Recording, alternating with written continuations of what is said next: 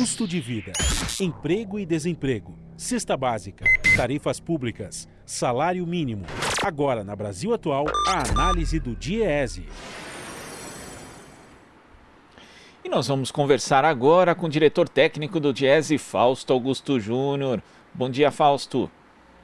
Bom dia, Glauco. Bom dia a todos.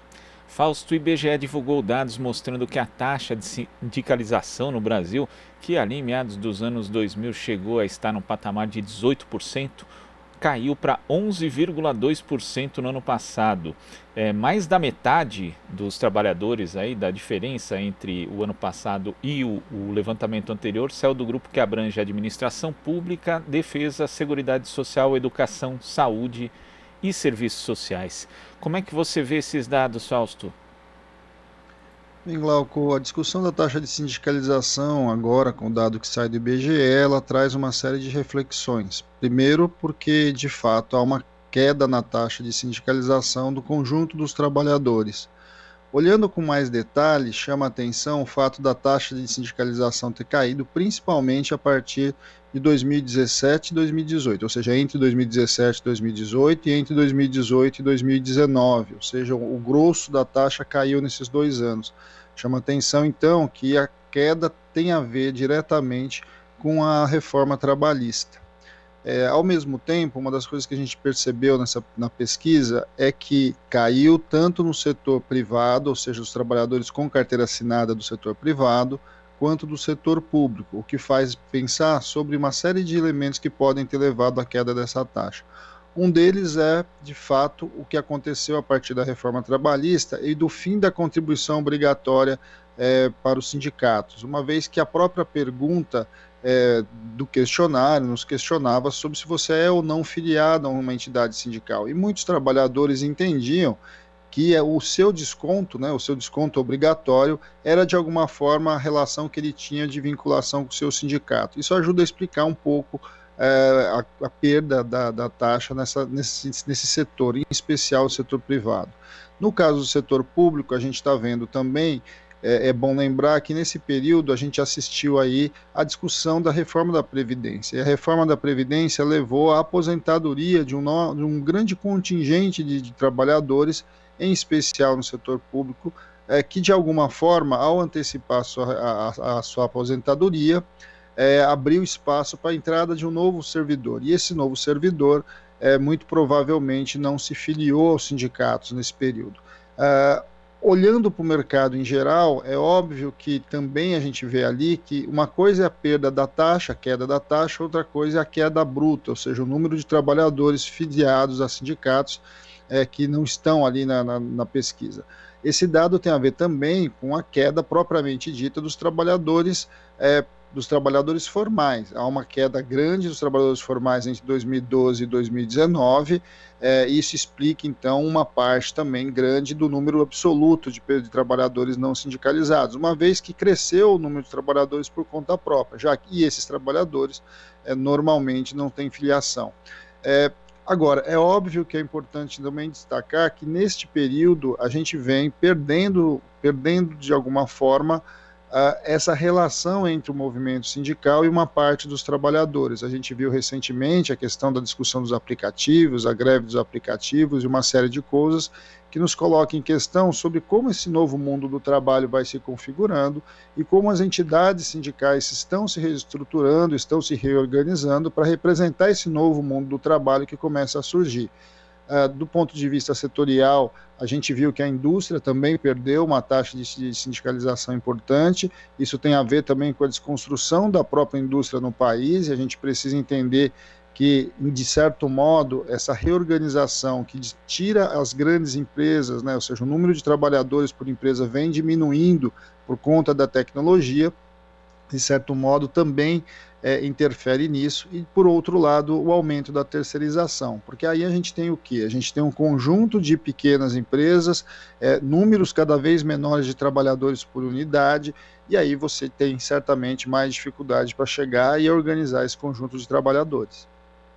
Agora, Fausto, como você falou, a gente tem essa questão da modificação, na reestruturação do mercado de trabalho, tem também ali alterações legislativas importantes né, como a reforma trabalhista, a lei da terceirização, depois decretos regulamentando ali, possibilitando ampliação da terceirização nos serviços públicos, mas desde o governo Temer se aprofundando ainda mais no governo Bolsonaro, a gente tem ataques diretos à própria organização sindical, a práticas sindicais e também aí um não reconhecimento das entidades sindicais, dos sindicatos de uma forma geral, como atores sociais importantes na mesa da negociação de temas que são fundamentais para o país. Isso também acaba pesando, né, Fausto?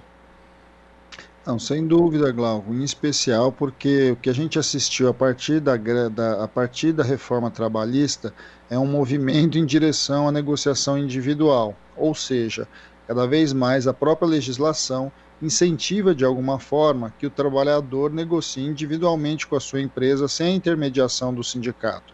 Esse é um dado de referência, né? Faz diferença nessa discussão, uma vez porque as próprias empresas tendem a um movimento de incentivar esse tipo de coisa. A gente sabe, por outro lado, que essas negociações individuais, na verdade, estão longe de ser negociações. Agora, este período também, onde há muita redução da taxa de sindicalização, tem a ver também com um período de crise econômica. O Brasil vem numa crise econômica sucessiva, as pessoas têm muito receio de perder o seu emprego, e neste movimento entre negociar individualmente ou esperar o seu sindicato negociar, ele vai diretamente, negocia, na verdade aceita o que a empresa assim decidiu. Esse é um dado para a gente olhar com atenção, porque de alguma forma a própria taxa de sindicalização ela está vinculada à lógica do crescimento econômico. Quando você tem um crescimento econômico mais robusto, as pessoas têm condições de se organizar com mais segurança, tem um receio menor de estar vinculada a um sindicato e por isso não ser taxada, por isso não ser, de certo modo, perseguida no seu ambiente de trabalho. A gente está vendo claramente que, neste momento, a questão da perseguição política, de alguma forma, por N motivos, né, não só necessariamente porque você é sindicalizado, está vinculado a este movimento também, certamente, de receio de você estar colocado próximo ou você está apoiando um determinado sindicato.